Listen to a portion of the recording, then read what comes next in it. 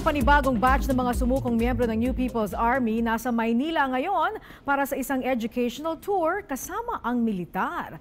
Ang update niyan alamin natin mula kay Eunice Samonte. Yes, Eunice.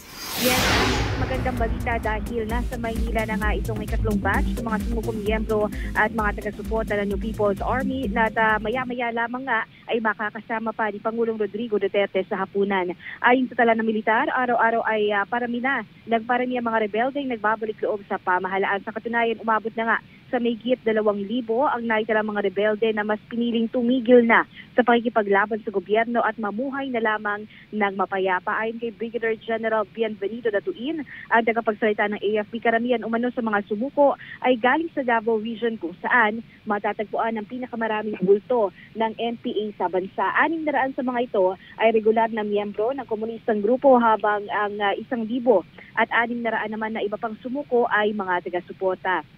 Kanina nga nakausap natin yung ilan sa mga sumuko at di na lang natin sila papangalanan para sa kanilang proteksyon. Anila sila ay sumuko na dahil sa hirap at gutom na kanilang dinaranas sa loob ng organisasyon at dahil nga balikan na rin na may mga programa ang pamahalaan para sa kanila.